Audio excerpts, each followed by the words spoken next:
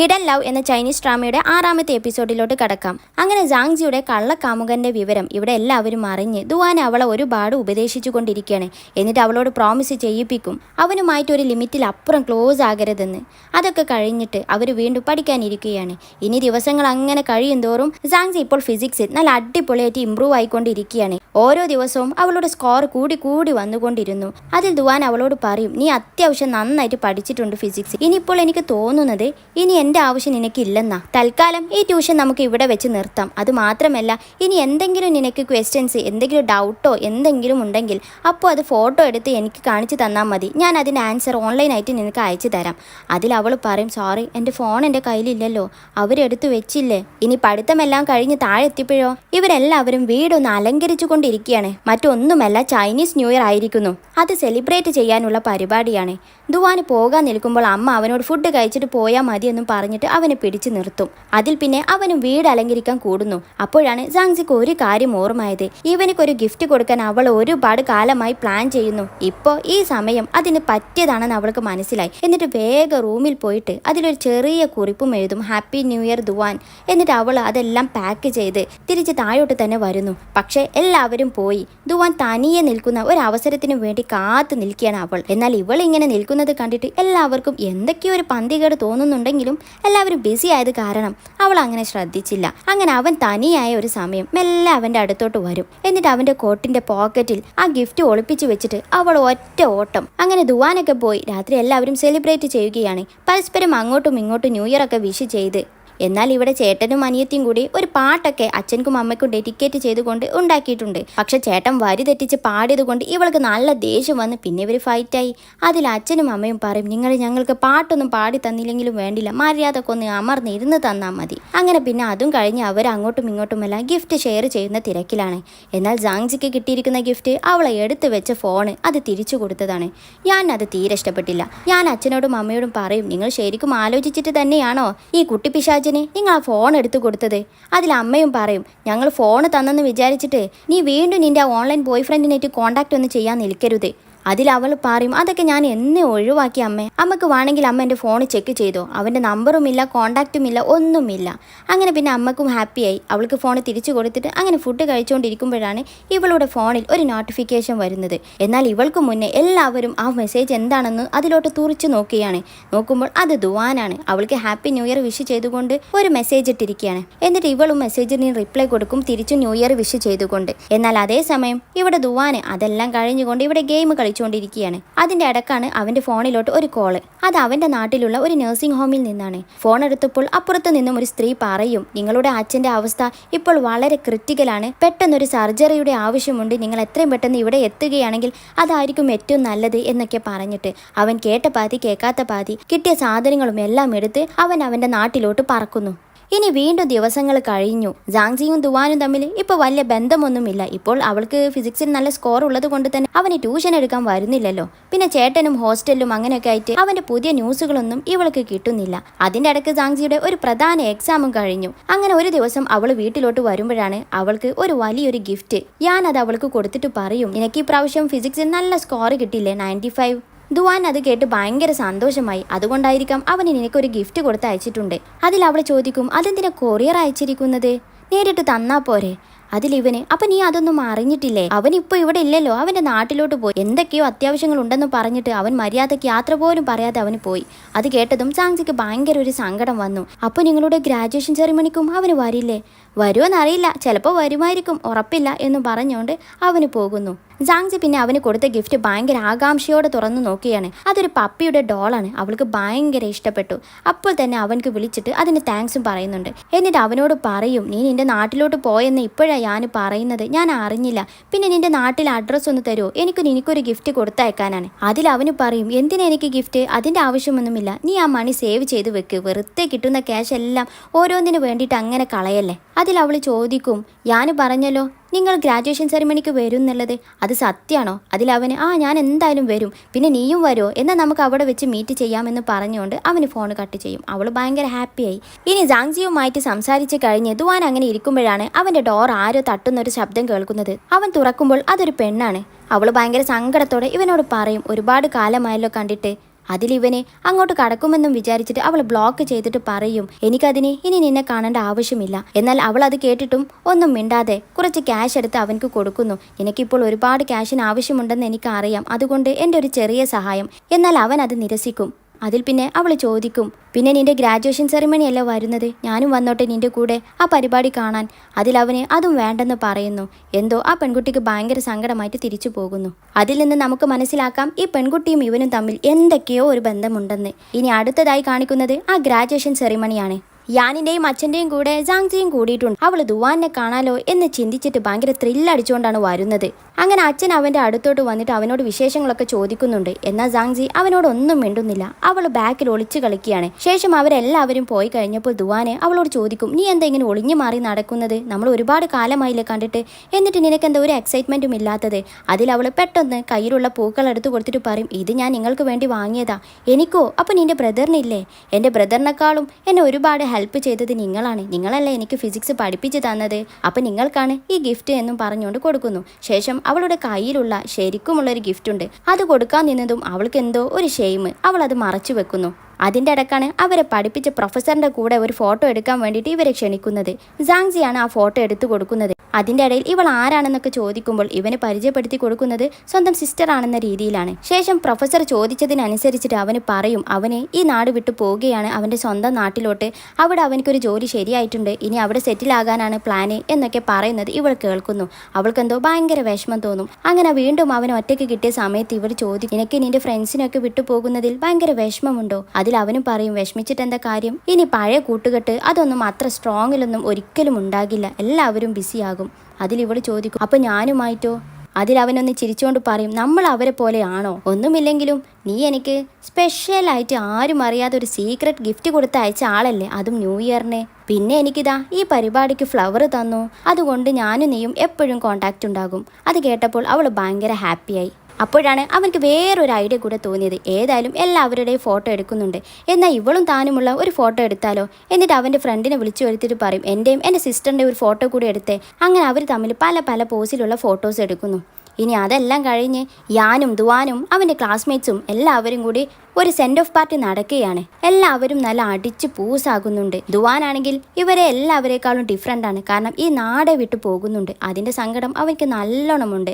എല്ലാവരെയും അവന് ക്ലോസ് ആയിട്ട് വാച്ച് ചെയ്ത് അങ്ങനെ സങ്കടപ്പെട്ടിരിക്കുകയാണ്. ഞാനാണെങ്കിൽ ഒരു പരിസരബോധവും ഇല്ല, നല്ലോണം അടിച്ച് ഫിറ്റാകുന്നുണ്ട്. അതുകൊണ്ട് തന്നെ അവന് വീട്ടിലെത്തിക്കണ ഡ്യൂട്ടി ഇവിടെ ദുവാനായി. അങ്ങനെ അവനൊരു സോഫയിൽ കിടത്തുകയാണ്. ഈ ബഹളമെല്ലാം കേട്ടിട്ട് അച്ഛനും അമ്മയും ജാങ്ജിയും എല്ലാവരും വരികയാണ്. അമ്മയും അച്ഛനും ഞാനെ നന്നായിട്ട് വഴക്കു പറയുന്നുണ്ട്. കപ്പാസിറ്റിക്ക് അനുസരിച്ച് കുടിച്ചാൽ പോരെ, ഏതായാലും ഞാനൊരു ഹാങ് ഓവർ സൂപ്പൊക്കെ ഉണ്ടാക്കി തരാമെന്നും പറഞ്ഞിട്ട് അമ്മയും അച്ഛനും ബിസിയായി. അതിൻ്റെ ഇടയ്ക്ക് അമ്മ ദുവാനോട് പറയുന്നു, ഇന്നിവിടെ തങ്ങിക്കോ. എന്നാൽ അവന് വേണ്ടെന്നൊക്കെ പറയുമ്പോൾ അമ്മ അവനെ നിർബന്ധിച്ച്.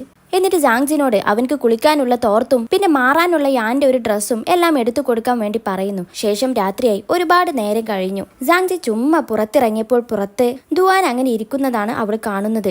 എന്നാൽ ദുവാനാണെങ്കിലോ ഇവിടെ ആകെ വിഷമിച്ചിരിക്കുകയാണ്. അവന്റെ അച്ഛന്റെ കണ്ടീഷൻ ആലോചിച്ചിട്ട്. അച്ഛന്റെ ലങ്സിന്റെ ഇൻഫെക്ഷൻ ഇപ്പൊ ഓക്കെയാണ്, പക്ഷെ ഇനിയും ആ ഇൻഫെക്ഷൻ വരാൻ നല്ല ചാൻസ് ഉണ്ട്. അതുകൊണ്ട് തന്നെ മാക്സിമം നല്ലോണം കെയർ ചെയ്യണം എന്നൊക്കെ ഡോക്ടർ അവനോട് പറഞ്ഞിട്ടുണ്ടാകും. അതെല്ലാം ആലോചിച്ചിരിക്കുമ്പോഴാണ് ജാങ്ജി അവന്റെ അടുത്തോട്ട് വരുന്നത്. ഇവന്റെ മുഖത്തെ വിഷമം കണ്ടപ്പോൾ തന്നെ ജാങ്ജിക്ക് മനസ്സിലായി എന്തോ പ്രശ്നമുണ്ടെന്ന്. കാര്യം ചോദിക്കുമ്പോൾ അവനൊന്നും മിണ്ടുന്നില്ല. അതിൽ ഇവൾ പറയും, നിനക്ക് ധൈര്യമായിട്ട് എന്നോട് പറയാം, ഞാൻ ആരോടും പറയില്ല, എൻ്റെ ചേട്ടനോട് ഒന്നും പറയില്ല. ഒരു പക്ഷെ നിനക്ക് നിന്റെ വിഷമം പറഞ്ഞു കഴിഞ്ഞാൽ ഒരു സമാധാനം കിട്ടിയാലോ എന്ന് വിചാരിച്ചിട്ടാ. അതിനുശേഷം അവനൊരു ദീർഘശ്വാസം വിട്ടിട്ട് പറയും, എനിക്ക് ഒരുപാട് കാര്യങ്ങൾ ചെയ്തു തീർക്കാനുണ്ട്, ഒരുപാട് കടങ്ങളുണ്ട് എനിക്ക്. അത് കേട്ട് ജാങ്ജിക്ക് ആകെ വിഷമായിട്ട്, ആണോ, ഒരുപാട് പൈസ കൊടുക്കാനുണ്ടോ പലർക്കും? നീ വിഷമിക്കണ്ടട്ടാ, ഞാൻ വലുതായി നല്ലൊരു ജോലിയൊക്കെ കിട്ടിയിട്ട് നിന്റെ കടങ്ങൾ നമുക്ക് 2 പേർക്കും കൂടെ വീട്ടാം. എന്നാൽ അവളുടെ സംസാരമൊക്കെ കേട്ടിട്ട് അവൻക്കൊരു കുട്ടിത്തമാണ് ഫീൽ ചെയ്യുന്നത്. അങ്ങനെ പിന്നെ കുറച്ചു നേരം കൂടി അവരങ്ങനെ ഇരിക്കുന്നു. അതിനുശേഷം ജാങ്ജി റൂമിലെത്തിയപ്പോഴും അത് തന്നെയാണ് ചിന്തിച്ചു കൊണ്ടിരിക്കുന്നത്. എന്നിട്ട് അവളുടെ അടുത്ത ഒരു ഡ്രീം എഴുതും, എത്രയും പെട്ടെന്ന് പഠിച്ച് ഒരു ജോലിക്കാരിയാവണം, എന്നിട്ട് ദുവാനെ ഹെൽപ്പ് ചെയ്യണം. എന്നിട്ട് അവൾ ആ പേപ്പറും ദുവാന് കൊടുത്ത ആ ബോട്ടിൽ സൂക്ഷിക്കുന്നു. അപ്പോഴാണ് പുറത്തുനിന്ന് എന്തൊക്കെയോ ശബ്ദം കേൾക്കുന്നത്. ജാങ്ജി അങ്ങോട്ട് പോയി നോക്കുമ്പോൾ ദുവാൻ അവിടെ വിട്ടു പോവുകയാണ് അവന്റെ നാട്ടിലോട്ട്. അവൻക്ക് ഇവിടെ നിന്നിട്ട് ഒരു സമാധാനവും കിട്ടുന്നില്ല. അവൻ അവസാനമായിട്ട് ആ വീടും പരിസരവും എല്ലാം നോക്കുന്നതിൻ്റെ ഇടയിലാണ് ജാങ്സിനെ കാണുന്നത്.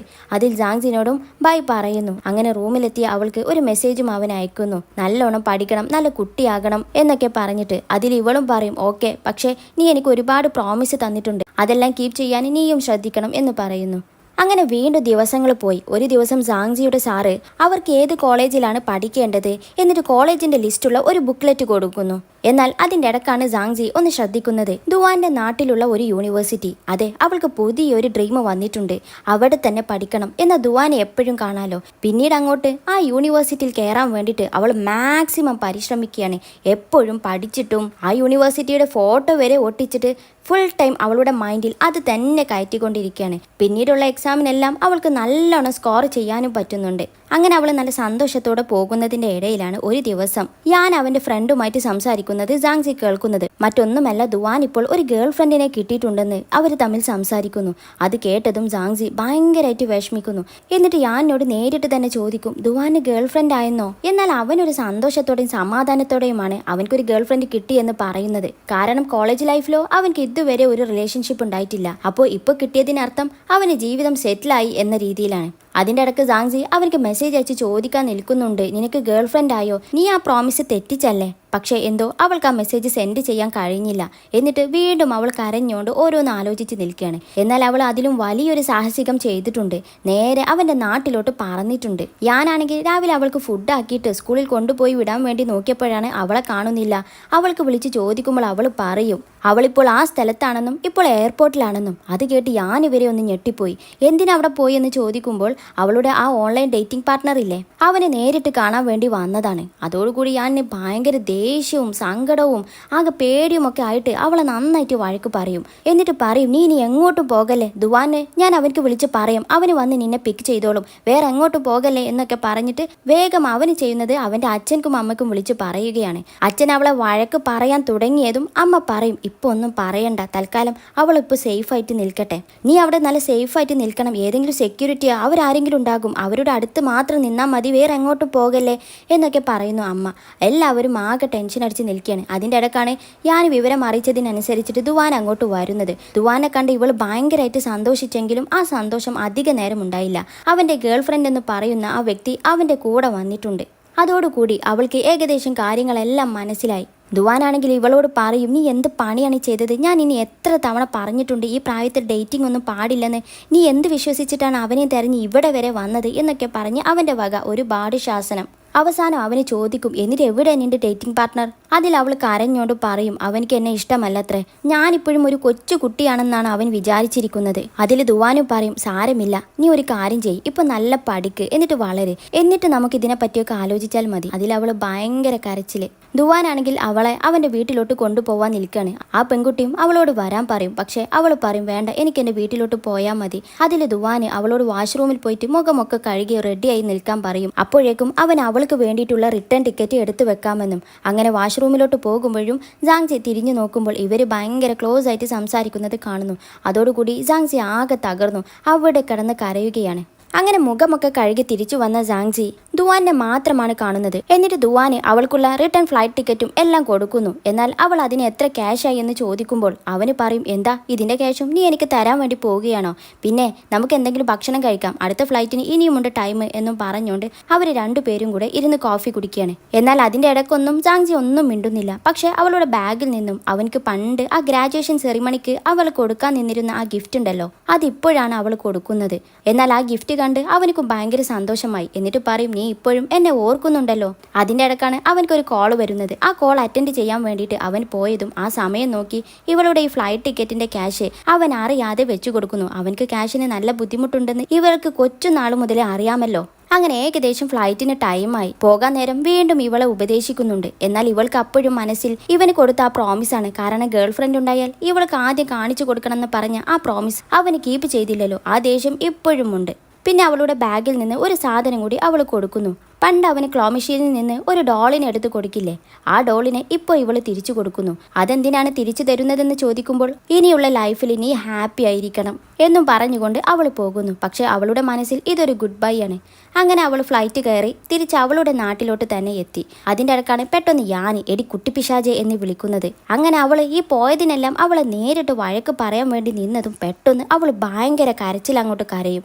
ഇവൻ എന്തെങ്കിലും പറയുന്നതിന് മുമ്പ് തന്നെ അതിലിവൻ ആകെ പേടിച്ചുകൊണ്ട് നീ എന്തിനാ കരയുന്നത്, നിനക്ക് ഞാൻ ലോലിപ്പോപ്പ് വാങ്ങിത്തരാം, ഞാൻ അത് വാങ്ങിത്തരാം, ഇത് വാങ്ങിത്തരാം എന്നൊക്കെ പറഞ്ഞുകൊണ്ട് അവളെ സമാധാനിപ്പിക്കുന്നുണ്ട്. ഇനി അങ്ങനെ അവർ വീട്ടിലെത്തി. അവൾ പേടിച്ചിരുന്നു. അച്ഛനും അമ്മയും അവളെ നന്നായിട്ട് വഴക്ക് പറയുന്നു. എന്നാൽ അവൾ വിചാരിച്ചതുപോലെ ഒന്നും നടന്നില്ല. എല്ലാവരും ഭയങ്കര കൂളായിട്ടാണ് നിൽക്കുന്നത്. അവളോട് വേഗം ഡ്രസ്സൊക്കെ മാറിയിട്ട് ഫുഡ് കഴിക്കാൻ വേണ്ടിയിട്ട് വരാൻ പറയുന്നു. അങ്ങനെ അവൾ അവളുടെ റൂമിലെത്തി. അതോടുകൂടി ഈ എപ്പിസോഡ് ഇവിടെ അവസാനിക്കുന്നു. പിന്നീട് എന്ത് സംഭവിച്ചു എന്നൊക്കെ നമുക്ക് അടുത്ത എപ്പിസോഡിൽ കാണാം. അതുവരെ താങ്ക് യു ഫോർ വാച്ചിങ്.